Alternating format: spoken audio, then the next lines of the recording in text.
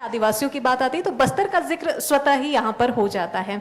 Collector साहब, आपसे सबसे पहला सवाल मेरा ये है कि शिक्षा ही समाधान, शिक्षा के मुद्दे को लेकर भी आज हम बहुत सारी चर्चा यहाँ पर कर रहे हैं। एक बहुत अच्छी कोशिश और एक बहुत अच्छा प्रयास आपने ज्ञानगुड़ी के माध्यम से यहाँ पर किया है। महत्वाकांक्षी योजना है और इसी ज्ञानगुड़ी से पढ़कर बहुत सारे बच्चों ने सफलता भी हासिल की है। अभी कुछ देर पहले जो सोरी साहब नीट क्वालिफाइड स्टूडेंट्स की जो बात कर रहे थे, उन्होंने जो जिक्र किया था, उनमें भी बहुत सारे ऐसे बच्चे थे जिन्होंने ज्ञानगुड़ी से ही शिक्षा हासिल की है और उन्होंने नीट क्वालिफाई किया है। तो ये कैसे प्रयास यहाँ पर हो रहे हैं शिक्षा की बेहतरी के लिए, छात्र छात्राओं की बेहतरी के लिए कैसे कोशिशें हो रही हैं, इस पर हम चाहेंगे कि आप थोड़ा प्रकाश डालें। सर्वप्रथम उपस्थित सभी वरिष्ठ जन और आईटी सर का और आदिवासी समाज से हमारे वरिष्ठ जन उपस्थित हैं, आप सभी का इस मंच से मैं स्वागत करता हूं। मैं समझता हूं कि शिक्षा जो है, जैसे आपने बोला जी, आपका कार्यक्रम का टाइटल भी है शिक्षा ही समाधान। किसी भी व्यक्ति के ज़िंदगी को संवारने के लिए और उसको आगे तक ले जाने के लिए शिक्षा काफ़ी इम्पोर्टेंट एक उपलब्धि हो जाती है। दूसरी बात, इसका एक और पहलू ये भी है कि अब वो क्वालिटी एजुकेशन कैसे दिया जाए जी, ये भी काफ़ी इम्पोर्टेंट है। एजुकेशन तो हर कोई प्राप्त कर ले रहा है एंड आज के जो कॉम्पिटिटिव एक वर्ल्ड है, कॉम्पिटिटिव दुनिया है, उसमें अपने आप को हम लोग उस स्तर तक कैसे ले जाया जा सकता है जी। उसके आधार पर एक ज्ञानगुड़ी कॉन्सेप्ट हम लोगों ने इंट्रोड्यूस किया जिले में। लगभग 1 साल से ये संस्था जो है ज्ञानगुड़ी नाम से संचालित है। मुख्य रूप से हम लोगों ने कोशिश यही किया कि हमारे पृष्ठभूमि तो ये भी है कि हमारे पास बस्तर में कोई डॉक्टर्स, आप 10 लाख रुपए देने के बावजूद भी कोई स्पेशलिस्ट डॉक्टर्स या नॉर्मल डॉक्टर्स आके काम करने के लिए तैयार नहीं। तो इंजीनियर सोल्यूशन हम लोगों ने यही सोचा कि चलो बाहर से लोग नहीं आएंगे तो ठीक है, कोई दिक्कत नहीं, हम अपना खुद का तैयार कर लेते हैं। जैसे माननीय प्रधानमंत्री जी हमेशा बोलते हैं कि make in India, make in India, हम लोगों ने मेक इन बस्तर बोल दिया उसको, कि हम लोग अपना खुद का ही डॉक्टर्स तैयार करेंगे और हमारे डॉक्टर्स हमारे यहाँ पे सेवा करेंगे। तो इसी सोच के साथ इस एक ज्ञानगुड़ी कॉन्सेप्ट हम लोगों ने लाया। काउंसलिंग कराया गया बच्चों का, ताकि क्योंकि 1 ईयर ड्रॉप भी करना होता है, काउंसलिंग कराया गया, काफ़ी केयरफुली बच्चों को चूज़ किया गया। पिछले सत्र में जो 23-24 का जो सत्र था, उसमें हम लोग 120-125 बच्चों को हम लोगों ने रेगुलर बैचेस में और क्रैश कोर्स के माध्यम के द्वारा उनको जो ट्रेनिंग एंड कोचिंग कराया गया, उसमें 64 बच्चे जो है क्लियर कर पाने में काफ़ी सफल रहे। एंड मैं इस बात को बोलता हूँ कि आज के दिन में कोटा तक जाने की ज़रूरत नहीं डॉक्टर्स बनने के लिए। हमारा ज्ञानगुड़ी भी काफ़ी है कि जहाँ पे हमारे इतने सारे बड़ी संख्या में हम लोग डॉक्टर्स तैयार करने में सफल हुए हैं। कम्प्लीटली निःशुल्क तरीके से प्रत्येक हफ्ता उनका टेस्ट वगैरह होता है, उसके आधार पर हम लोगों ने किया। इसी का ज्ञानगुड़ी में सिर्फ हम लोग डॉक्टर्स तक ही सीमित नहीं हुए। डॉक्टर्स का जितना यहाँ पे दिक्कत होता है, उतना ही दिक्कत जो है नर्सेस और अलग टेक्नीशियंस का भी होता है। तो फिजियोथेरेपी के हो गए या फिर अलग अलग जो कॉम्पिटिटिव एग्जाम्स का भी हम लोगों ने कराया। बहुत खुशी होती है।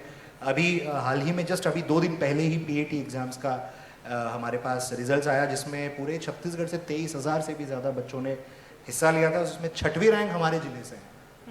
क्या बात। और मेरिट लिस्ट टॉप 100 में लगभग 18 लोग हमारे ज़िले से हैं। और ये सब के सब जो जितने भी हमारे बच्चे निकल के आए हैं, सब के सब ज्ञानगुड़ी के ही प्रोडक्ट्स हैं। तो मैं समझता हूँ कि हमारा जिस नियत के साथ इस योजना को, इस एक सपना को हम लोगों ने देखा था, आज के दिन में काफ़ी हद तक उसमें सफलता पाए हैं। इसका अभी दूसरा सत्र में 24-25 में हम लोग जब शुरू करने के लिए हम लोगों ने चिंता किया और विज्ञापन निकाले। इस बार हम लोगों ने सीट बढ़ा के 150 किया था, 150 सीट्स हम लोगों ने दिया था। एप्लीकेशंस टोटल हमको लगभग 1200 एप्लीकेशंस आए फ्रॉम ऑल ओवर छत्तीसगढ़। इस सरकारी संस्थान के ऊपर कितना विश्वास है लोगों को कि पूरे छत्तीसगढ़ से 1200 से ज़्यादा एप्लीकेशंस आए। मजबूरी में मुझे एंट्रेंस लेना पड़ा और उसमें हम लोगों ने इंश्योर कराया कि 50% से ज़्यादा सीट्स जो है हमारे इस अंचल के और आदिवासी बच्चों के लिए आरक्षित कर रखेंगे, ताकि ज़्यादा से ज़्यादा आदिवासी बच्चे जो है डॉक्टर्स बने, क्योंकि सपना है उनके पास में। बिल्कुल। और शिक्षा प्राप्त करने का योग्यता भी है, बट दिक्कत यह है कि उनको अच्छा प्लेटफॉर्म नहीं मिल पा रहा। तो मुझे लगता है कि जैसे आपने बताया कि हम लोगों ने एक सार्थक प्रयास किया है एंड इस बार हम लोग 100 पार करने की कोशिश ज़रूर करेंगे। जी। एक बात कलेक्टर साहब आप से एक और ये भी है कि ये बात आपने बहुत महत्वपूर्ण कही कि करना तो बहुत कुछ बच्चे चाहते हैं लेकिन उन्हें ज़रूरी मार्गदर्शन या राह उन्हें नहीं मिल पाता है। हम लगातार जो पैनल डिस्कशन कर रहे हैं उसमें भी ये मुद्दा ये उठाया गया, बच्चों की तरफ से भी महत्वपूर्ण सवाल आए। तो मैं चाहूँगी कि आप क्या कुछ ऐसे प्रयास भी हैं या कुछ ऐसी योजनाएं भी हैं पाइपलाइन पर कि जहाँ पर ऐसे कुछ जो बच्चे 12th के बाद निकलते हैं, क्या उन्हें करियर गाइडेंस मिल सके या कुछ मार्गदर्शन मिल सके? क्योंकि बहुत से बच्चे होते हैं वो या तो 10वीं कक्षा के बाद अपना विषय चयन नहीं कर पाते, उसमें कंफ्यूज होते हैं, या फिर 12वीं के बाद अब क्या करें, क्योंकि स्कूल पढ़ते तक में सभी का लक्ष्य होता है ठीक है स्कूल करना है, लेकिन जब 12वीं कक्षा भी हो जाती है तो 12वीं के बाद क्या ऐसे कोई प्रयास या इस संबंध में कोई योजना? एजुकेशन का जो मैंने बता दिया जी। ऑलरेडी, एंड लाइवलीहुड या फिर आजीविका के संबंध में किस तरीके की जॉब सिक्योरिटी गारंटी हम लोग दिला सकते हैं, उसके प्रति लगातार काम हो रही है। जैसे हमारे लाइवलीहुड कॉलेज के माध्यम के द्वारा अलग अलग यूनिट्स जो है रोजगार कार्यालय, इनके माध्यम के द्वारा लगातार हम लोग रोजगार मेला आयोजन करते रहते हैं। स्कूल्स में हमारे जो प्रबुद्ध जीवी जो है जो जाते रहते हैं, करियर गाइडेंस करते रहते हैं। अभी हाल ही में हमारे पास रोजगार मेला जो लगी थी, बड़े तमिलनाडु से, बैंगलोर से, पुणे, महाराष्ट्र से भी लोग आए हुए थे रिक्रूटमेंट के लिए। बड़ी संख्या में हम लोगों ने वैकेंसीज भी रखा था एंड ऑलमोस्ट 350 के आसपास हम लोग चयन करवाने में सफल हुए हैं। इसके पहले जो लगातार एक साल में प्रत्येक महीना एक रोजगार मेला हम लोग करवा रहे थे, उसमें ऑलमोस्ट ये मान के जा सकते हैं कि 2000 से ज़्यादा लोगों को हम लोग अलग अलग गतिविधियों में एक रोजगार दिलाने में सफल हुए हैं। और करियर गाइडेंस भी उसी का एक पार्ट है, क्योंकि बहुत सारे लोग ऐसे होते हैं, करियर गाइडेंस जब आप करते हैं बहुत सारे लोगों के पास क्वालिफिकेशन रहता है, बट दिक्कत ये हो जाता है कि उनको उनकी जो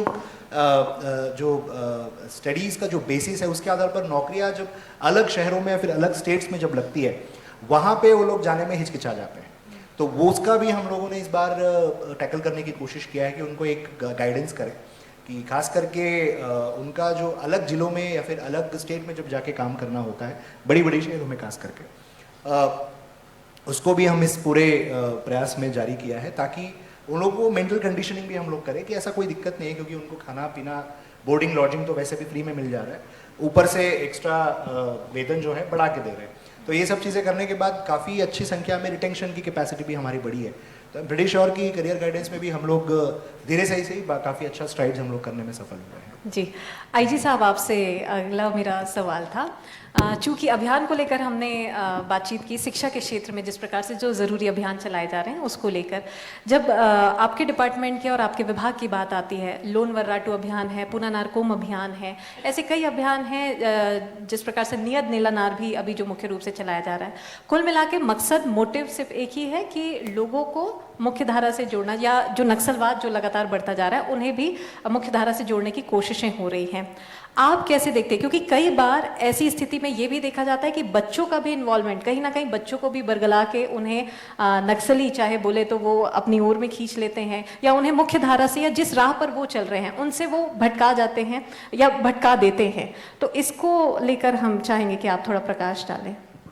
जी नमस्कार, एशियन न्यूज़ के सभी व्यूअर्स को और उपस्थित सभी को नमस्कार।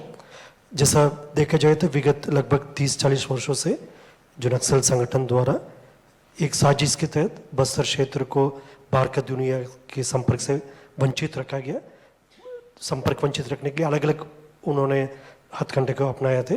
एक तो जैसा फिजिकली मतलब इस क्षेत्र को डिस्कनेक्ट करने के लिए सड़क पुल पुलिया नहीं बनने देते, यदि उस टाइप के यदि कोई कार्य होते उसका व्यक्तियों का या उनके साधन संसाधन को नुकसान पहुंचा जाता है, और पूर्व से जितना इंफ्रास्ट्रक्चर था उसको भी नुकसान करने के लिए उनका एक साजिश रहा।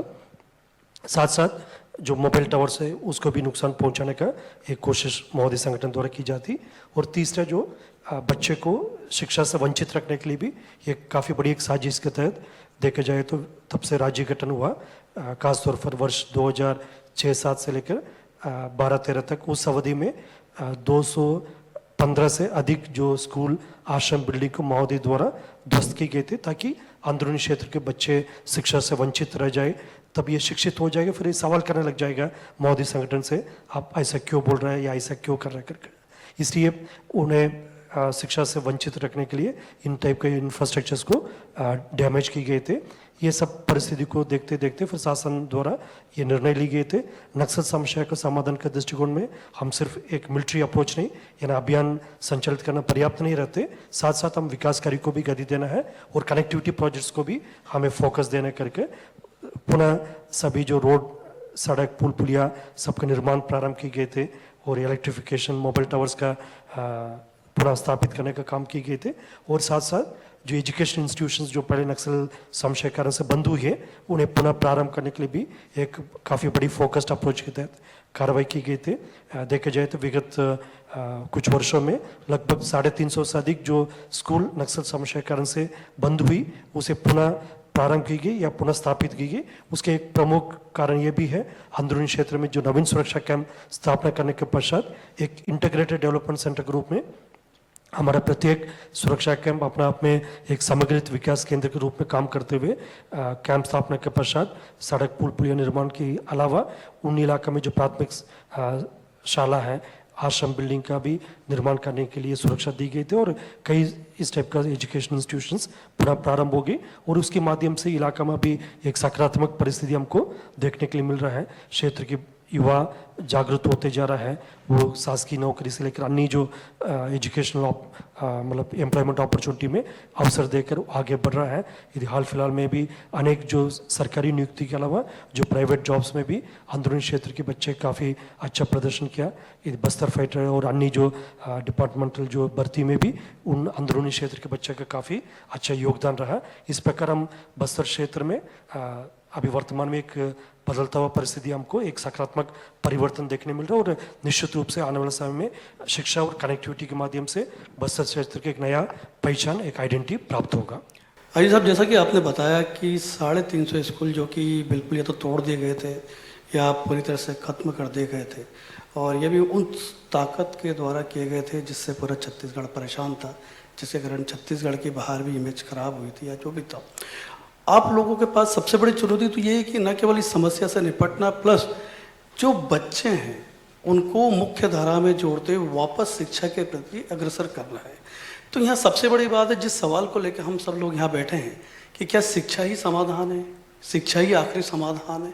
तो हम सब इस बात को तो मानते हैं कि शिक्षा के द्वारा ही हम आगे बढ़ सकते हैं, लेकिन इस शिक्षा के द्वारा आगे बढ़ने के साथ ही हम आपसे और ये सारे बच्चे भी ये जानना चाहते हैं कि शिक्षा के साथ लक्ष्य क्या बनाया जाए जिससे कि हम उस जगह तक जा सकें। तो वो टारगेट्स क्या होने चाहिए बच्चों के? बस्तर क्षेत्र की शांति, सुरक्षा एवं विकास हम सबके एक संयुक्त जिम्मेदारी है। इस जिम्मेदारी में सबसे बड़ी भूमिका है जो क्षेत्रीय जनता का होगा, खासतौर पर जो युवा वर्ग, जो छात्र छात्रा उनका होगा। बाकी अन्य जो सरकारी संस्था है, जो पुलिस विभाग हो गई या सुरक्षा बल, अन्य जो केंद्रीय अर्धसैनिक बल होगी, जिला प्रशासन हो गई, जनप्रतिनिधि हो, अपना अपना भूमिका तो निभाएगा, लेकिन जो मूल एक योगदान होगा क्षेत्र की जो जनता का होगा। ये योगदान तब संभव होगा तब वो कुछ जागरूक होगा। जागरूकता के लिए शिक्षा बहुत बुनियादी चीज़ होते, तब तक ये शिक्षित नहीं होगा फिर बाहर की दुनिया में क्या कुछ चल रहा है, माओवादी किस साजिश के तहत उनका ट्रैप में फंसा जा रहा है, ये सब जानकारी होना संभव नहीं हो पाएगा। इसलिए शिक्षा एक बुनियादी चीज़ होते। इसी को देखते हुए हम जितना भी अभी नवीन सुरक्षा कैंप स्थापित की जा रही है शासन के नियत निर्धारण कार्य योजना के तहत, जो एक एक कैंप की जो 5 किलोमीटर रेडियस में जितना भी पॉपुलेशन की आधार पर प्राथमिक शाला से लेकर माध्यमिक शाला और हायर सेकेंडरी एजुकेशन जो जो संभव होगा उन सब एजुकेशनल सुविधा देने के लिए, और साथ साथ यदि कोई बच्चे उनका इच्छा है मतलब और आगे बढ़ने के लिए वो अपना ब्लॉक मुख्यालय और जिला मुख्यालय तक जाना भी उनके लिए आवश्यकता पड़ते। उस काम के लिए हम पुल पुलिया निर्माण, सड़क निर्माण, ये सब कार्य भी अभी कई शहादत होने के बावजूद भी हम इस कार्य को अंजाम दिया और अभी इस विषय को देखकर काफ़ी संतुष्ट लगते हैं। मतलब तब बच्चे अभी उन सड़क को इस्तेमाल करके अपना हायर एजुकेशन के लिए या एम्प्लॉयमेंट अपॉर्चुनिटी के लिए जो ब्लॉक मुख्यालय, जिला मुख्यालय तक जा रहा है और अन्य नया अवसर के तलाश में बाहर निकल रहा है। और बाहर के लोग भी अभी अंदर जाना लगे। जैसा यदि पहले यदि कोई सड़क नहीं होते फिर शिक्षाकर्मी हो या उनके सुपरवाइजरी ऑफिसर हो अंदर तक जाकर अपना काम को करने भी संभव नहीं होते। अभी ये विषय को हम देखने के लिए मिल रहा है। काफ़ी बड़ी संख्या में जो टीचर्स है, जो शिक्षा विभाग संबंधित अधिकारी कर्मचारी अंदर तक जाकर निवास भी कर रहा है और अपना कार्य को भी अंजाम दे रहे हैं। इस प्रकार से आप निश्चित रूप से आप जिस तरह से उन्हें प्रोटेक्ट कर रहे हैं, आगे बढ़ा रहे हैं, वो हर जगह जाके अंदरूनी इलाके में भी काम कर रहे हैं। मैं जो एक बात पूछना चाह रहा था, और कलेक्टर साहब भी यहाँ मौजूद है, आई साहब से मैं करीब तीसरी या चौथी मेरी मुलाकात है ये बस्तर में ही, जगदलपुर में। अब जैसे मैं IG साहब से मैं पहली बार मिला था, मैं बहुत ज़्यादा प्रभावित हुआ था। निस्संदेह कि जब उनसे मैं बात कर रहा था, कई सारी चीज़ों के बारे में मुझे जानने समझने को मिला। IG साहब, आपके पास जगदलपुर में मतलब मेरे ख्याल से करीब करीब पिछले 5-6 साल से ज़्यादा हो गए हैं, और शायद आप लोगों के साथ हैं। कितने ही बच्चे जो हैं यहाँ बैठे हैं वो आपको फॉलो करते हैं कि वो शायद आप जैसा बनना चाहते हैं, या आपको टारगेट्स में रखते हैं कि हमें सुंदराजन साहब जैसा बनना है। मैं बच्चों से यही पूछना चाहूँगा कि कितने ऐसे बच्चे हैं जो IG साहब जैसा बनना चाहते हैं, IG साहब तक पहुँचना चाहते हैं? अपना हाथ खड़े करें प्लीज़। काफ़ी सारे बच्चे हैं जो आपको फॉलो करते हैं और आप तक जाना चाहते हैं, और वो सारी चीज़ें मैं चाहूँगा कि शायद ये तो फिर भी यहाँ पे कम बच्चे बैठे हैं कि छत्तीसगढ़ में ऐसे कई बच्चे, और खासकर बस्तर में, जो आपको फॉलो करते हैं कि इतनी बेहतरी से आप न केवल सारी समस्याओं को हल करते जा रहे हैं, लोगों को प्रोटेक्ट करने के साथ साथ और बच्चों को आगे बढ़ाने पर भी ध्यान देते हैं। एक सबसे अहम सवाल मैं कलेक्टर साहब से भी करना चाहूँगा कि आप जो भी एक नया कंसेप्ट लेके आए हैं यहाँ पर एजुकेशन का बस्तर में, और आपने बताया कि आपको सीटें भी बढ़ानी पड़ेगी, और आपके बच्चे न केवल मेरिट में आए हैं, और छत्तीसगढ़ के बच्चे उनसे प्रोत्साहित होकर आपने जो भी सीट्स थे उनको बढ़ाया, तो उसमें करीब 1200 फॉर्म्स आपके पास आए हैं। और निस्संदेह जो आपने एक बात कही कि अब कोटा या कहीं और जाने की ज़रूरत नहीं है, हम ही काफ़ी हैं, हमारे जो एजुकेशन देने वाले वही काफ़ी हैं। बशर्ते बस आपको आगे आना है, आपको अपने लक्ष्य बनाना है, और आप निश्चित रूप से वहाँ तक पहुँच सकते हो। मंडावी साहब जो अभी निगम आयुक्त साहब थे यहाँ बैठे थे, और उन्होंने एक बड़ी अच्छी बात बोली थी कि आपको तय करना है कि आपको वहाँ जाना है।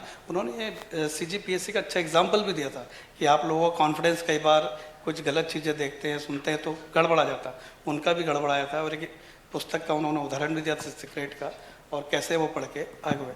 कलेक्टर साहब से मैं दरअसल उन्हीं की बात को आगे बढ़ाना चाहूँगा, जो कंसेप्ट है आज बस्तर में हो, उस बस्तर से आप छत्तीसगढ़ में उसको कहाँ तक और कैसे ले जाना चाहिए?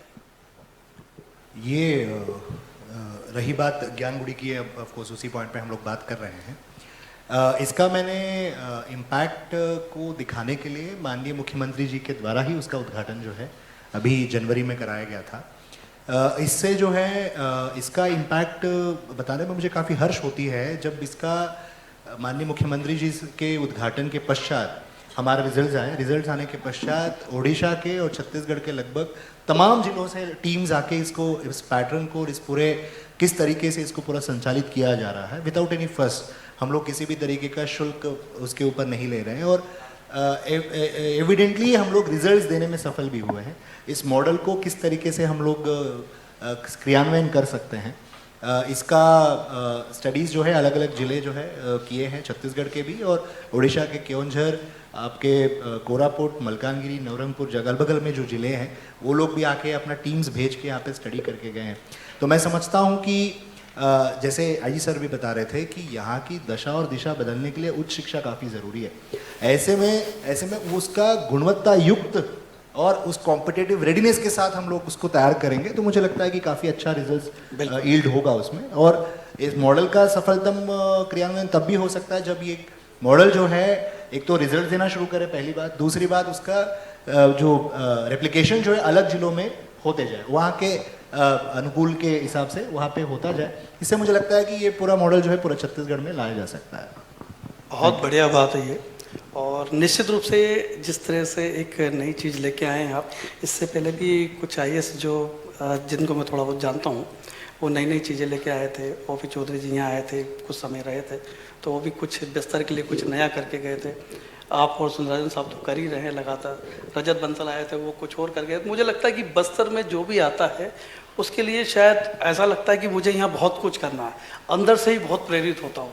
उसके लिए कलेक्टर, SP, IG या संभागायुक्त तो कोई मायने नहीं रखते वो पोस्ट, उसको ऐसा लगता है कि मुझे जो कुछ करना शायद ही करना। तो आप लोग काफ़ी भाग्यशाली हैं कि आप लोगों को ऐसे अफसर्स भी मिलते हैं जो आपके लिए काम भी करते हैं। निश्चित रूप से चीज़ें आगे बढ़ती है। नहीं, ये लोग नहीं, मैं अपने आप को भाग्यशाली मानता हूँ, मुझे ऐसे जगह पे अपना कुछ योगदान देने का एक मौका मिला है। एंड क्योंकि इस पूरे क्षेत्र का एक भारत का बहुत बड़ा हिस्सा जो है काफ़ी सालों से या तो अनदेखा रहा है या फिर बहुत अलग अलग तरीके से उसको किनारे कर दिया गया था।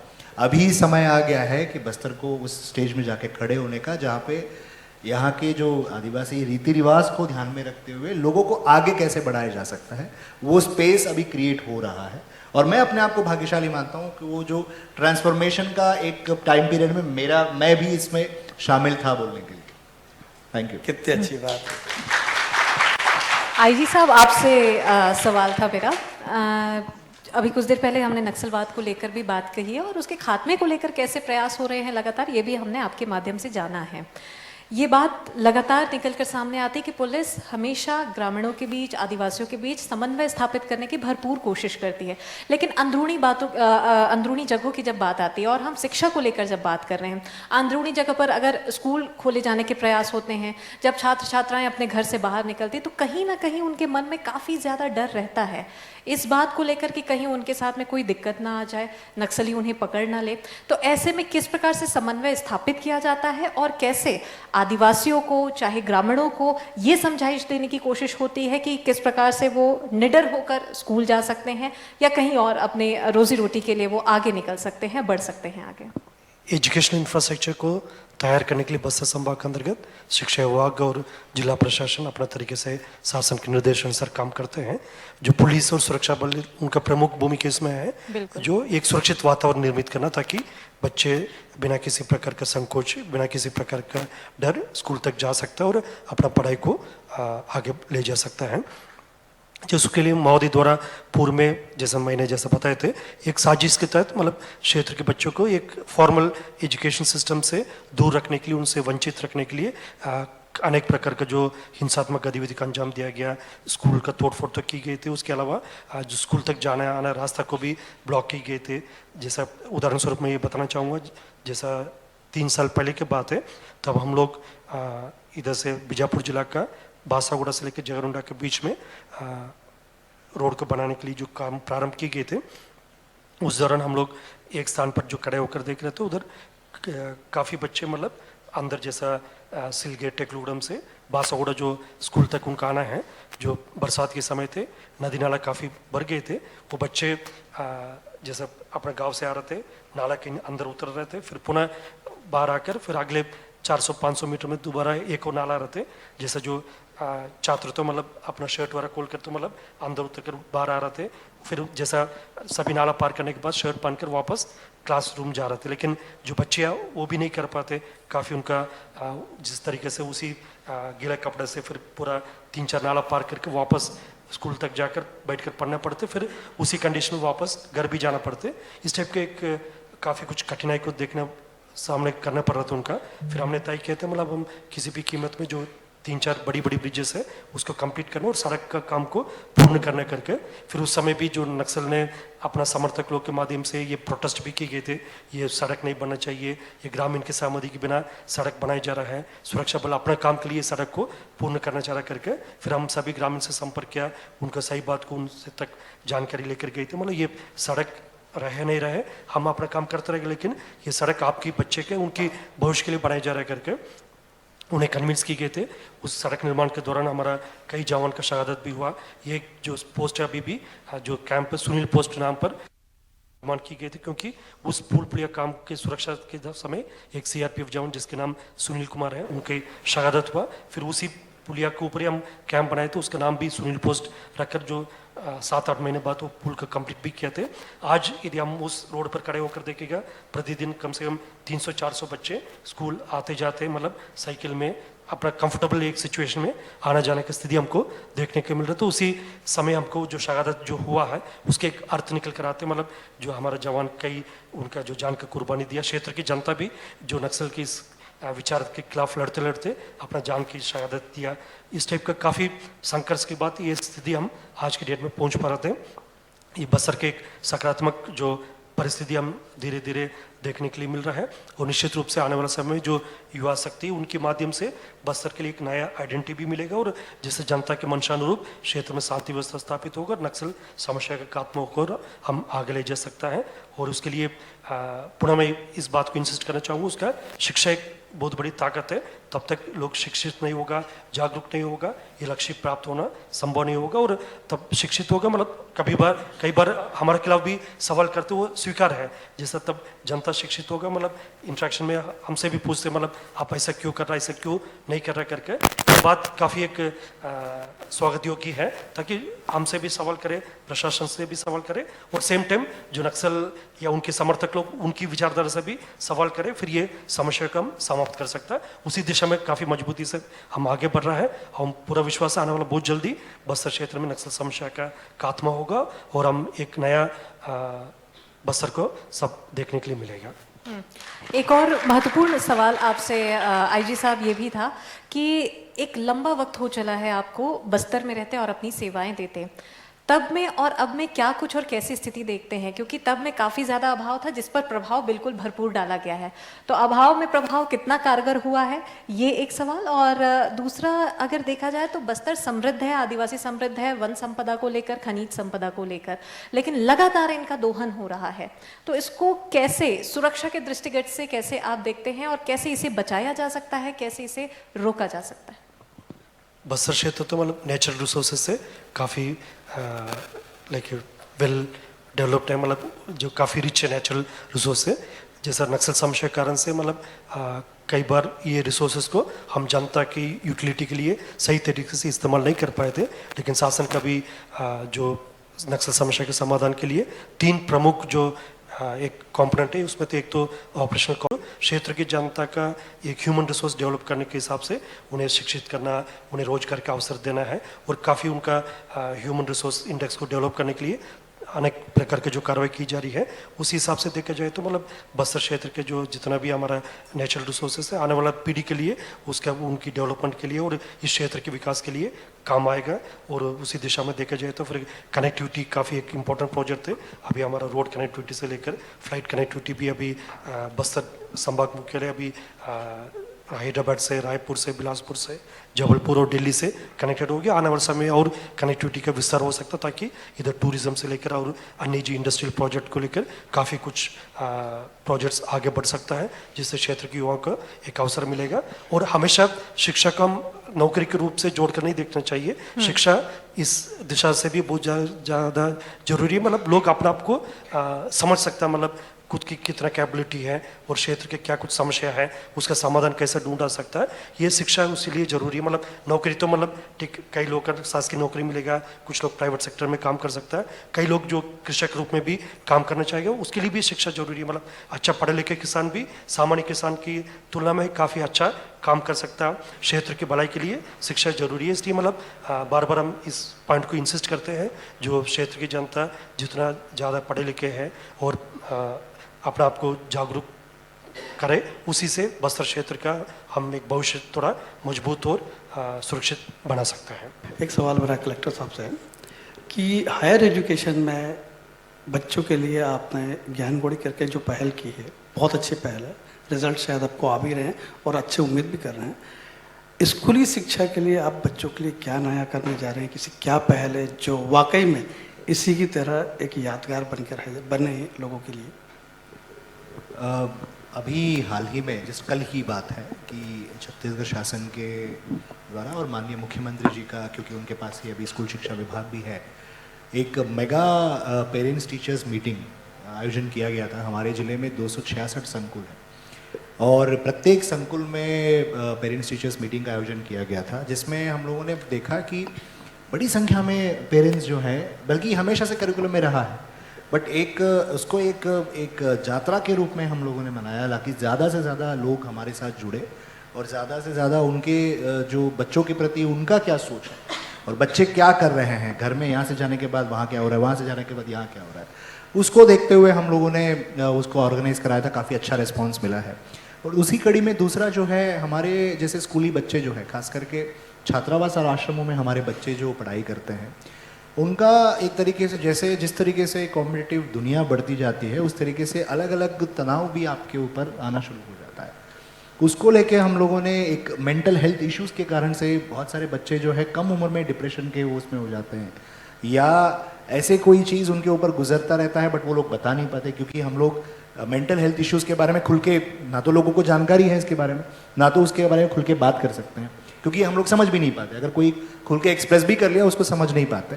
तो उसको ध्यान में रखते हुए हम लोग मनोबस्तर एक इनिशिएटिव लॉन्च करने जा रहे हैं अभी आदिवासी दिवस के दिन ही, क्योंकि वो आदिवासी बच्चों के लिए ही है। हमारे छात्रावास आश्रमों में जितने भी हमारे छात्र छात्राएं हैं, उनके मेंटल हेल्थ को सुधारने के लिए, इश्यूज अगर है उसको टैकल करने के लिए, और एक तरीके से अपना एक मानसिक तनाव को किस तरीके से दूर किया जा सकता है, इसके बारे में एक मटेरियल्स हम लोगों के पास रेडी होके आ गया है। यूनिसेफ इसमें पार्टनर के रूप में काम करेगी, और पुणे की एक इंस्टीट्यूट है मडिवाला हेल्थ इंस्टीट्यूट, उनके द्वारा भी एक सपोर्ट हमारा किया जाएगा। प्रत्येक ब्लॉक मुख्यालय में हमारे पास MSWs रहेंगे और जिला स्तर पर काउंसलर्स और साइकोलॉजिस्ट, क्लिनिकल साइकोलॉजिस्ट रहेंगे, जो प्रत्येक बच्चे का एवेल्यूशन करेंगे और उनके मेंटल हेल्थ के बारे में जानकारी पहुंचाया जाएगा, क्योंकि इनके लिए मेंटल हेल्थ इसीलिए ज़रूरी है, खास करके छात्रावास और आश्रमों में पढ़ने वाले बच्चों को। समस्या ये हो जाती है कि यहाँ पे कम्प्लीटली डिफरेंट वातावरण हो जाता है हॉस्टल्स में, एंड घरों में जिस तरीके से वो रहते हैं वहाँ पे डिफरेंट वातावरण हो जाता है। उस वातावरण से इस वातावरण में आने के बाद एक तो अकेलापन महसूस होना शुरू हो जाता है, दूसरा जो है अचानक से आपको एडजस्ट भी करना पड़ता है, उसके साथ आपको प्रत्येक दिन के दिनचर्या के साथ आपको भागा दौड़ी भी करना पड़ता है। हर किसी का व्यक्तित्व उसके साथ में भागा दौड़ी के लायक नहीं होता, बहुत सारे लोगों को हमारा मदद भी ज़रूरत होता है। तो ऐसे में ऐसे ज़रूरतमंद बच्चों के लिए ये इनिशिएटिव जो है अभी परसों हम लोग लॉन्च करने वाले हैं। ये हम लोग, मुझे लगता है काफ़ी एक बहुत बड़ा गेम चेंजर जो है, खास करके हमारे रेजिडेंशियल स्कूल्स में जो बच्चे पढ़ रहे हैं उनके लिए रहेगा। सिमिलरली हमारे जो ये हमेशा से बात आती है कि छत्तीसगढ़ में शिक्षकों की कमी होती है। अभी माननीय मुख्यमंत्री जी भी इस बात को बताए हैं कि युक्तिकरण होगी। हमारे पास अतिशय शिक्षकों की संख्या कम नहीं है, ज़्यादा ही है, बट युक्तिकरण होगी। इस बीच में हम लोग एक स्टॉप गैप मेजर तो करना पड़ेगा, जब तक होता रहेगा तब तक कैसे होगा। तो हमारे ज़िले में 186 हाई स्कूल और सेकेंडरी स्कूल्स हैं। यहाँ पे हम लोगों ने ऑलरेडी 100% इसके यहाँ पे आपका डिजिटल डिस्प्ले वाला बोर्ड्स ऑलरेडी लगा हुआ है, प्रोजेक्टर्स लगे हुए हैं, इंटरेक्टिव पैनल्स लगे हुए हैं, क्योंकि ऑलरेडी हमारा जो छत्तीसगढ़ एजुकेशन CBSE का बोर्ड का जो सिलेबस है, सब चीज़ ऑलरेडी हमारा ऑनलाइन रिकॉर्डेड है। तो जहाँ पे हमारे पास किसी शिक्षक की कमी है, या फिर शिक्षक उस दिन नहीं आ पाए, बच्चे इधर उधर भग जाते हैं या फिर छूट जाते हैं, उनको वापस स्कूल में बंधाए के रखने के लिए जो ऑनलाइन क्लासेस जो होता है, बच्चे बैठे रहेंगे, शिक्षक रहे या ना रहे कोई फर्क नहीं पड़ता। ऑनलाइन में जो ऑलरेडी रिकॉर्डेड सेशन है वो प्ले किया जाएगा, बच्चे बैठे बैठे अपने अपने स्कूल में अपने इसमें, ये तात्कालिक, this is not a permanent solution नहीं है, मुझे पता है, बट ये तात्कालिक मेजर है। हम लोग इसको शुरू कर दिए हैं, काफ़ी अच्छा रिजल्ट आया है, और इस बार हम लोग ऐसे ऐसे जगह पे जाके शाला प्रवेशोत्सव करवाया जहाँ पे लोग जाते नहीं थे, या तो रिजल्ट बहुत कमज़ोर रहता था।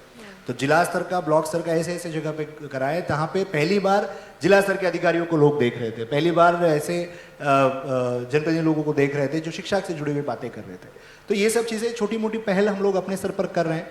मैं आशान्वित हूँ कि जिस तरीके से माहौल शिक्षा को लेके माननीय सरकार भी और माननीय मुख्यमंत्री जी भी कर रहे हैं, तो काफ़ी अच्छा परिणाम देखने को आने वाले समय में मिलेगा। धन्यवाद। Thank you. एक और सवाल महत्वपूर्ण कलेक्टर साहब आपसे भी था, लेकिन उसके पहले मैं आप सभी को एक बार फिर से बता दूं कि अगर आपके जहन में कोई सवाल है, तो जैसे कि हर पैनल में हम चर्चा करते आ रहे हैं, तो ऐसे भी आप अपना सवाल यहाँ पर रख सकते हैं। हमारी टीम आप तक पहुँच जाएगी, आप अपना सवाल फ्रेम करके रखिएगा। एक बहुत महत्वपूर्ण सवाल कलेक्टर साहब आपसे ये था, शिक्षा को लेकर हम लगातार बात कर रहे हैं, और आपने बताया भी है कि किस प्रकार से इसकी बेहतरी के लिए लगातार और सार्थक पहल आपकी ओर से किए जा रहे हैं। दूसरी बात, जब रोजगार की आती है तो आपने उसका भी जिक्र किया, लेकिन फिर भी कई बार वैसी चीज़ें नहीं देख पाती हैं, वैसा इम्प्लीमेंटेशन नहीं हो पाता, क्रियान्वयन की जब बात आती है तो वो वैसा नहीं हो पाता है। क्या लगता है, अगर हम बस्तर की बात करें, और हम अभी चूंकि बस्तर में हैं, यहाँ की कला बहुत समृद्ध है, यहाँ का जनजीवन काफ़ी समृद्ध है, लोग दूर दराज से यहाँ पर आते हैं, ढोकरा आर्ट जो बस्तर का प्रसिद्ध है, यहाँ के आदिवासी अंचल के लोग उसे बनाते हैं, लेकिन उसकी कीमतें काफ़ी ज़्यादा होती हैं और देश और दुनिया भर में प्रसिद्ध है। तो क्या लगता है, क्या इसके उन्मूलन के लिए, इसके उत्थान के लिए, या इसकी बढ़ोतरी के लिए, बेहतरी के लिए कुछ ऐसे प्रयास किए जा सके ताकि रोजगार भी मुहैया हो सके और बस्तर की ये जो कला है वो भी आगे एक मुकाम तक पहुंच सके? इसमें काफ़ी मल्टी फेसेटेड क्वेश्चन है ये, उसमें 3-4 तरीके के आंसर्स मैं कोशिश करूंगा जी, कवर करने के लिए। जी। जैसे हमारे यहाँ पे 2021-22 में बादल संस्थान का लोकार्पण हुआ है। बादल basically Bastar academy for dance arts and literature, यहाँ के संस्कृति को, यहाँ के रीति रिवाज को, यहाँ की ज़िंदगी को संवारने का एक काम उस संस्थान के द्वारा की जा रही है। शुरू में इसमें मात्र हल्बी तक सीमित था।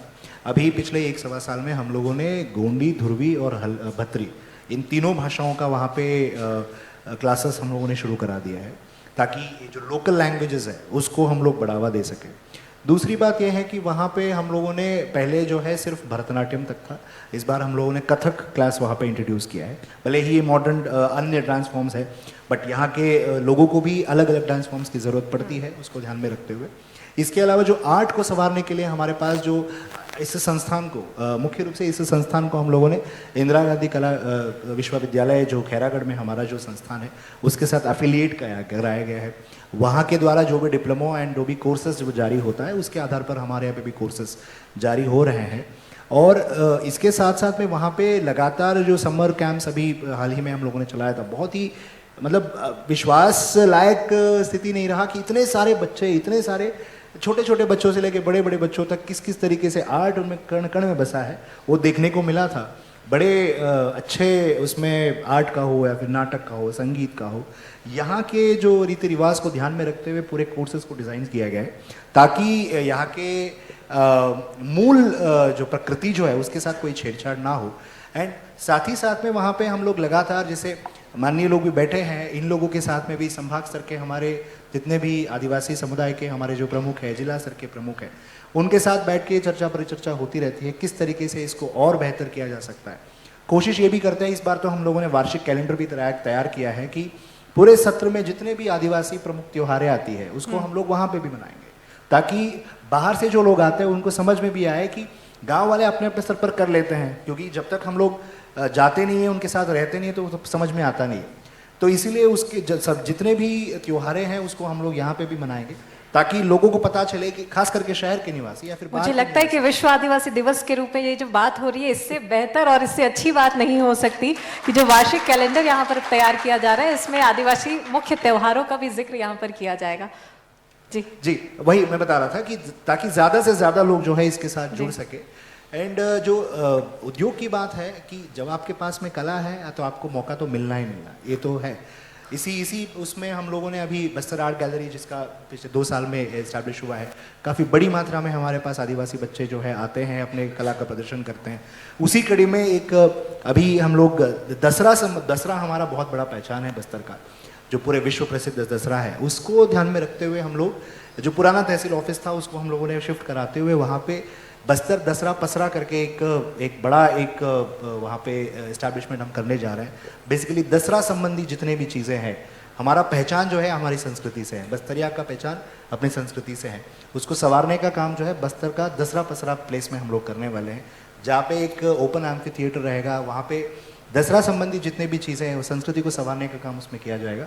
उसमें भी बड़ी संख्या में हम लोग टूरिस्ट गाइड को लेके ट्रेनिंग करना शुरू कर दिया है। आई एम एक्सपेक्टिंग कि जितना फुटफॉल यहाँ पे दसरा के समय में होता है, उसमें काफ़ी हद तक वहाँ पे फुटफॉल रहेगी उसमें भी, एंड उद्योग के लिए काफ़ी बड़ा एक मौका जनरेट होगा।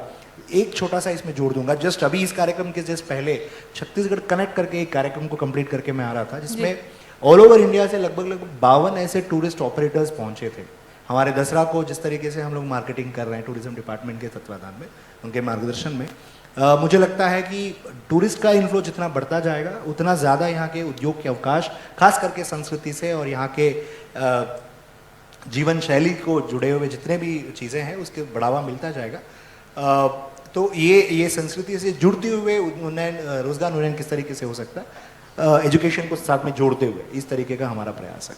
जी, चलिए, 2 बहुत ही पावरफुल शख्सियतें हमारे साथ में इस मंच पर मौजूद हैं, और आप में से बहुत से ऐसे बच्चे हैं जो आईपीएस ऑफिसर बनना चाहते हैं, कोई कलेक्टर बनना चाहते हैं।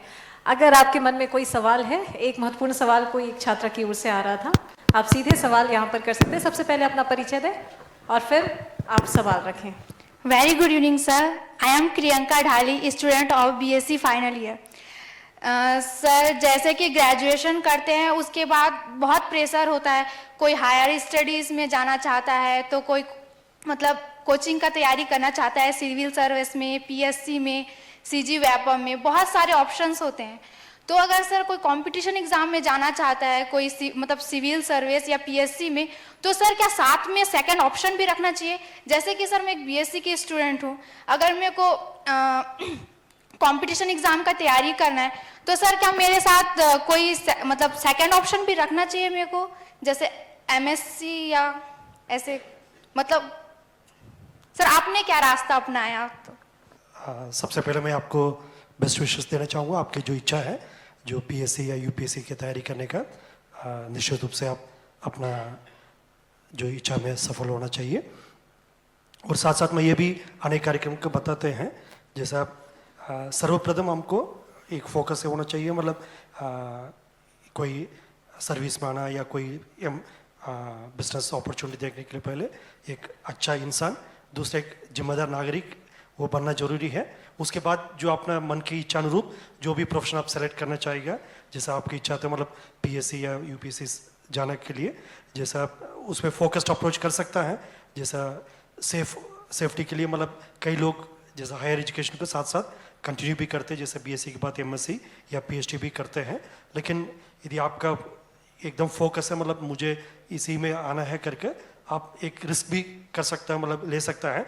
ये जैसा इसके पूर्व में भी एक दो कार्यक्रम में मैं और कलेक्टर साहब दोनों साथ थे, उस कार्यक्रम में भी इस प्रकार का सवाल आया था, हम ये रेस्पॉन्स दिया थे।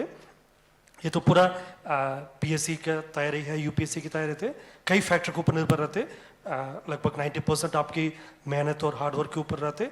कई बार कुछ और फैक्टर्स भी होते, कुछ लक फैक्टर्स भी होते हैं, कुछ और अन्य परिस्थिति भी उसके ऊपर काम करते हैं। लेकिन पूरा ट्रांसपेरेंट सिस्टम रहते हैं, मतलब जो state civil public service commission हो, यूपीएससी हो, आमतौर पर एक ट्रांसपेरेंट सिस्टम होते। यदि आप मेहनत करेंगे तो निश्चित रूप से सफल हो सकता है।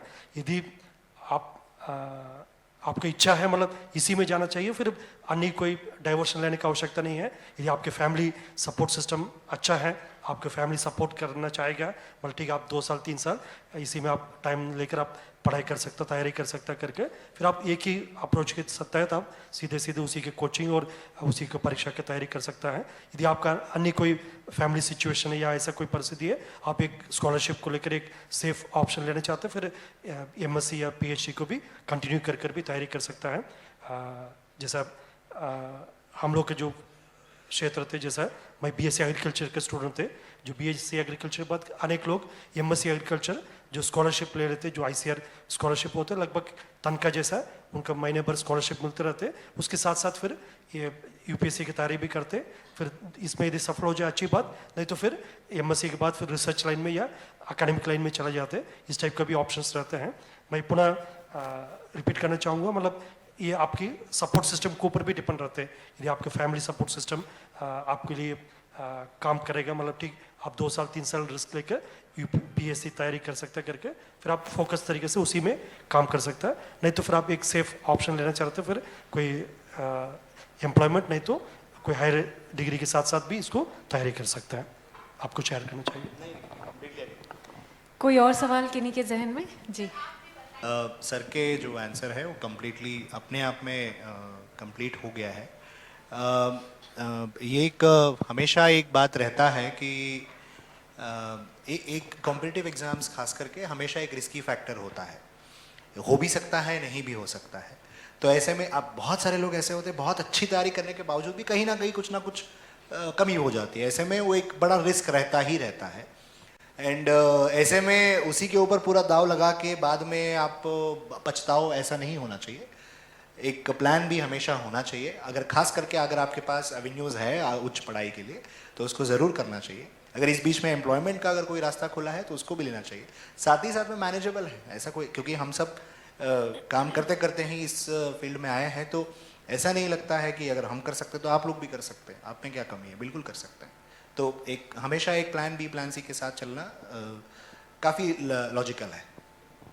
जी, एक सवाल इधर छात्र की तरफ से आ रहा था। इसमें मैं थोड़ा और ऐड करना चाहूँगा एक जी पॉइंट। Ji please. जैसा आमतौर पर सबकी जो मन में एक डाउट रहता है, मतलब ये जैसे पीएससी यूपीएससी ये सिर्फ उन परिवार के बच्चे आ सकता है, मतलब जिसमें ऑलरेडी कोई अधिकारी है या ऑलरेडी कोई डॉक्टर है, कोई इंजीनियर है, उन्हीं के परिवार के बच्चे आ सकता है, ऐसा करके कई लोग के दिमाग में रहते हैं। बिल्कुल ऐसा नहीं है। जैसा यूपीएससी में जैसा मेरा साथ की बैचमेट है और कलेक्टर साहब की भी साथ की बैचमेट, ये स्वयं हम लोग भी हैं, जो मैं तो फर्स्ट जनरेशन जो ग्रेजुएट भी है। मेरा परिवार में 5वीं के ऊपर और कोई नहीं थे, पर सबसे पहले मैं 5वीं के ऊपर गई, 8वीं 10वीं 12वीं करके फिर कॉलेज तक गई, तो फिर रास्ता मिलते गए, फिर हम आगे यूपीएससी तक पहुंच गए। तो ऐसा मेरा अनेक साथी लोग हैं जो एकदम सामान्य परिवार से, कृषक परिवार से है, जो उनके परिवार में और कोई पढ़े लिखे नहीं थे, ऐसा लोग भी मतलब यूपीएससी क्लियर करके, कोई इवन डेली वेजेस में भी काम करने वाला जो साथी है वो भी यूपीएससी की तैयारी किया, उन्होंने क्लियर किया। ऐसा कई एग्जाम्पल आपको पेपर में टीवी में देखने के लिए भी मिलेगा।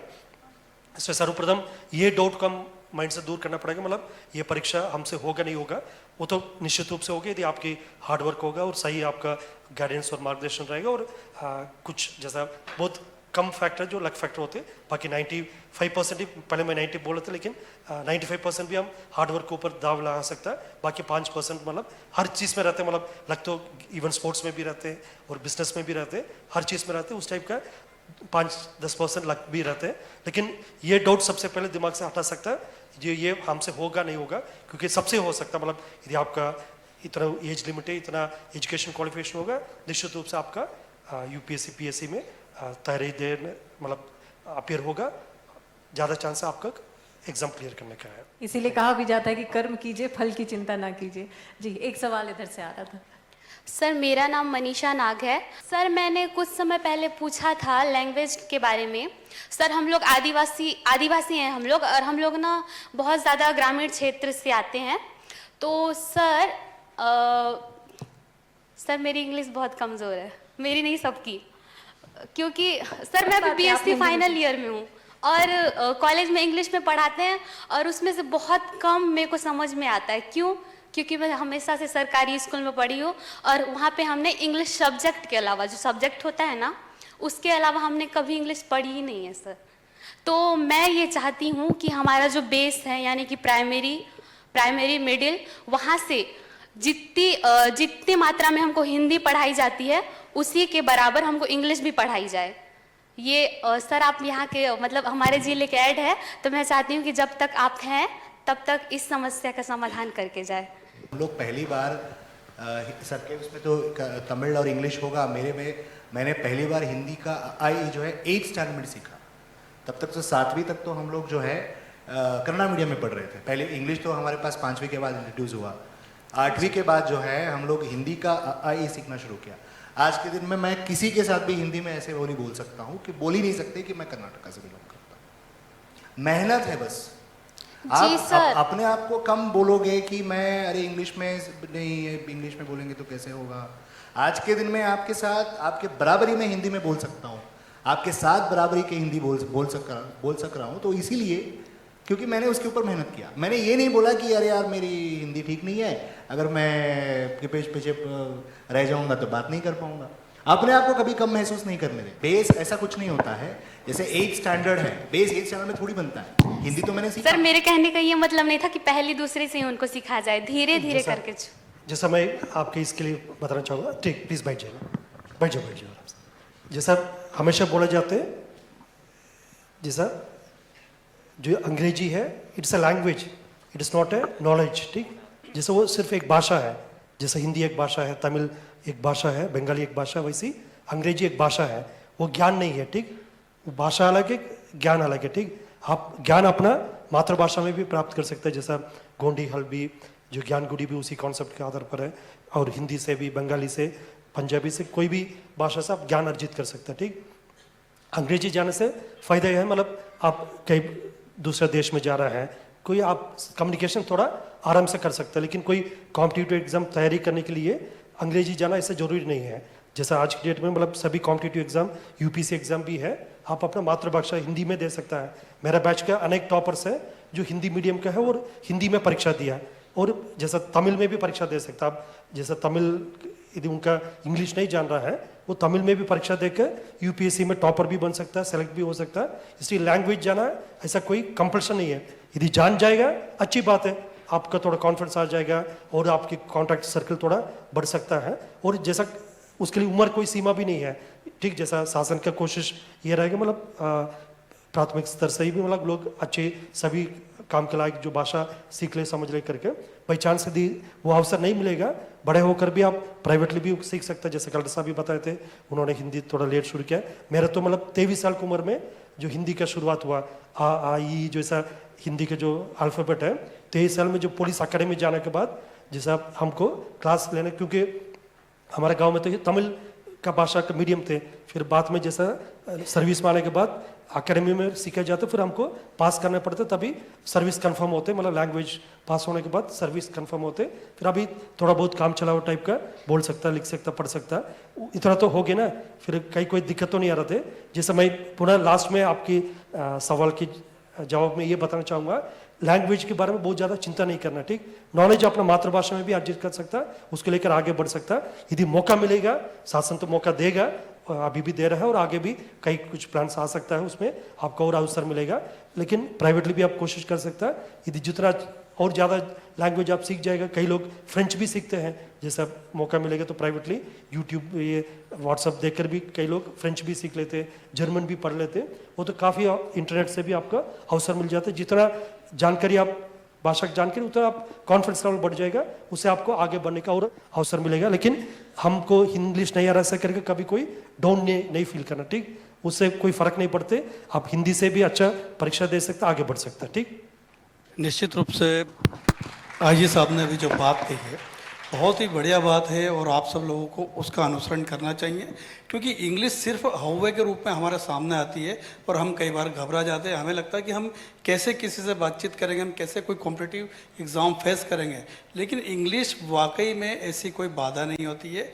क्योंकि हम देखेंगे छत्तीसगढ़ में कई IAS IPS ऐसे हैं जिन्होंने इंग्लिश को एक तरफ हटाकर कई ऐसे सब्जेक्ट्स लिए जिसके जरिए वो IAS IPS बने और बहुत अच्छे पोजीशन, अच्छी रैंकिंग के साथ आए हैं। आपके पास सबसे बड़ा उदाहरण तो मतलब मैं भी दूंगा, आप सब लोग जानते भी हैं, OP चौधरी साहब हैं जो अभी मिनिस्टर्स भी हैं। वो हिंदी सब्जेक्ट लेके UPSC उन्होंने क्लियर किया है और उसके बाद IAS बने थे। आप सोचिए कितनी बड़ी बात है। इसी तरह एक और IAS साहब हैं, मतलब कैसर साहब हैं, कैसर, उन्होंने उर्दू सब्जेक्ट लिया था और वो IAS बने। मतलब बहुत बड़ी बात है। इंग्लिश वाकई में कोई हवा नहीं है, आपको सिर्फ एक माध्यम जो है कि उसको हम कैसे सुधारें, उसके लिए कोशिश करना पड़ेगी। अब इस ज़माने में जब इंटरनेट हमारे पास है, बहुत सारी चीज़ें सर्च करके हम बाकायदा उसको अपनी लैंग्वेज को और बेहतर कर सकते हैं और तमाम चीज़ों के लिए आगे आ सकते हैं। तो वाकई में आईजी साहब ने और कलेक्टर साहब ने जो चीज़ें बताई हैं आपको, उसको अनुसरण करना चाहिए आप लोगों को, तो निश्चित रूप से सफलता मिलेगी। Thank you so much ma'am for giving this opportunity. मेरा सवाल माननीय श्री कलेक्टर सर जी से है। सर, मैं ये जानना चाहती हूँ कि सर मैं प्रशासनिक सेवा में जाना चाहती हूँ और मेरा ये सवाल है सर, जैसा कि प्रशासनिक सेवा का जो सिलेबस है वो बहुत ही वृहद है और जब हम उसकी तैयारी करते हैं तो उसके दौरान जो नोट्स वगैरह हमें बनाना चाहिए जो हमारे आगामी एग्जाम्स में काम आए, तो वो नोट्स हमें कैसे बनाना चाहिए सर, इसके लिए कुछ टिप्स दीजिए प्लीज़। वो बृहद इसलिए है क्योंकि आपका प्रत्येक डिसीजन जो है बृहद स्तर पर लोगों का ज़िंदगी इम्पैक्ट करता है, ठीक है। इसलिए मैं तो मानता हूँ कि जितना सिलेबस बृहद रखेंगे उतना कम ही पड़ेगा, ठीक है।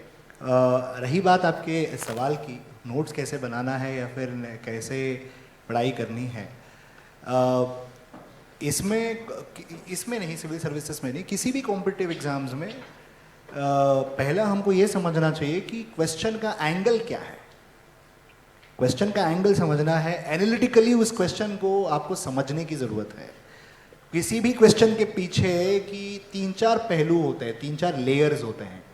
एक इकोनॉमिकल एंगल होता है, एक सोशल एंगल होता है, एक कल्चरल एंगल होता है, एक पॉलिटिकल एंगल होता है, एक इंटरनेशनल अगर है तो इंटरनेशनल एंगल रहता है। तो ऐसे में उसके अलग अलग लेयर्स होते हैं। उसमें क्या समझने के बाद क्यों और कैसे, ये भी समझना ज़रूरी है। एंड कोई भी चीज़ को कॉम्पिटिटिव एग्जाम्स में आप लोग प्रायशः देखे होंगे कि उसके कोई भी प्रश्न का जो है आपको विरोध में भी लिखना पड़ेगा, आपको उसके पक्ष में भी लिखना पड़ेगा। इतना आपके पास कंटेंट होना चाहिए। उसके लिए आपको डीप एनालिसिस करने की ज़रूरत है। आपका नोट्स भी उसी तरीके से होना चाहिए, फैक्ट्स अपनी जगह, बट उस फैक्ट्स को आप अपने क्वेश्चन के अनुरूप किस तरीके से लिख सकते हैं, इसके ऊपर पूरा आपका आंसर बनता है। एंड कॉम्पिटेटिव एग्जाम्स का कोई निश्चित आंसर नहीं है, जैसे 10th में आपका 1.5 पन्ने का आया, उसको अच्छे से रट लिया और वहाँ पे जाके लिख लिया, हो गया। कॉम्पिटेटिव एग्जाम्स में ऐसा नहीं होता। जैसे आपने अभी क्वेश्चन किया मुझसे, तो मैं क्वेश्चन आंसर इसलिए कर पा रहा हूँ क्योंकि आपके क्वेश्चन को मैंने समझा।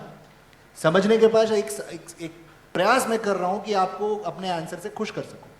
आप उसको समझने की ज़रूरत है कि क्वेश्चन किस एंगल से पूछा जा रहा है, उसके अलग अलग पहलू हैं क्या है, उसके आधार पर आपके आंसर्स बनते जाएंगे। इसके बीच में थोड़ा बहुत फैक्ट्स डालो, अपने आप आपका आंसर कंप्लीट।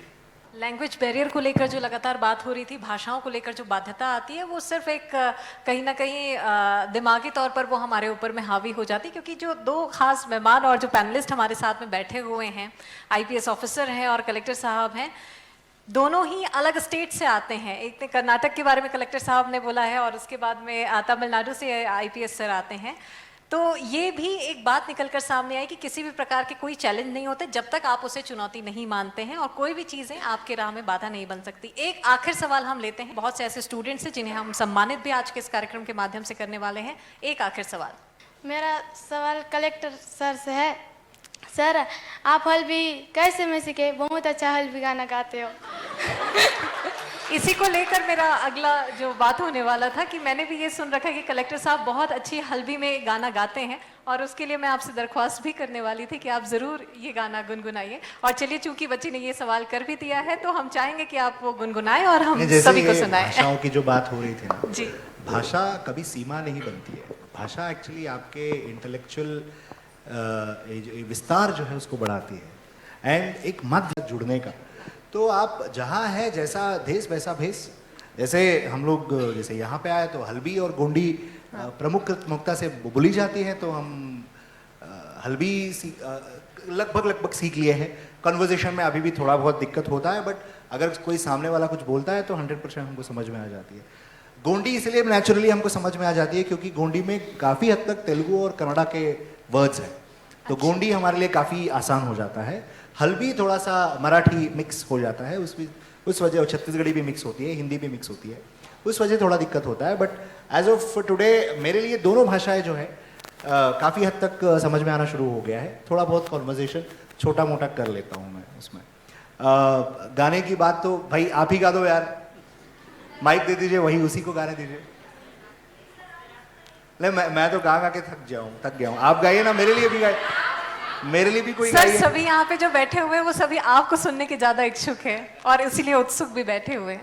चलिए, आदिवासी दिवस के अवसर पर पिछले साल मैंने इस गाने को लॉन्च करवाया था, और एक और अभी फिर से आदिवासी दिवस, उसी के उपलक्ष्य में इस गाने को मैं फिर से हमारे सभी बस्तर अंचल के निवासी और हमारे आदिवासी भाई बहनों के लिए फिर से इसको डेडिकेट करता हूँ। हर एक रवा हो, हर एक गवा हो, आमिया बस्तरिया,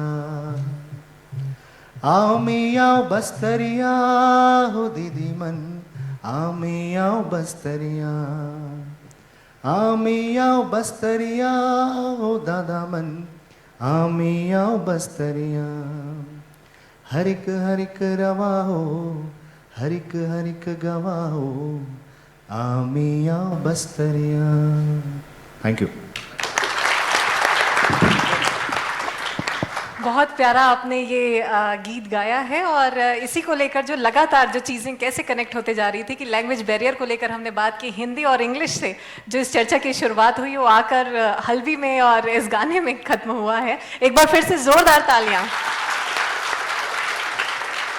तो बहुत अच्छी और सारगर्भित ये चर्चा हुई है जिसमें कई मुद्दों को लेकर हमने बातचीत की है। आप में से कई ऐसे बच्चे थे जिन्होंने इंटरेक्शन भी किया है, सवालों के अपने जवाब भी पाए हैं। हमारे साथ में मंच पर आईपीएस ऑफिसर, कलेक्टर साहब भी यहाँ पर मौजूद हैं, और कई मुद्दों को लेकर हमने सारगर्भित रूप से चर्चा की है कि किस प्रकार से बस्तर संभाग में यहाँ पर शिक्षा की अलग जगाई जा रही है, विकास की नई इबारत किस प्रकार से गढ़ी जा रही है, सभी को लेकर हमने विस्तृत रूप से चर्चा यहाँ पर इस कार्यक्रम के माध्यम से, इस मंच के माध्यम से की है। एक बार पुनः आप दोनों का बहुत शुक्रिया।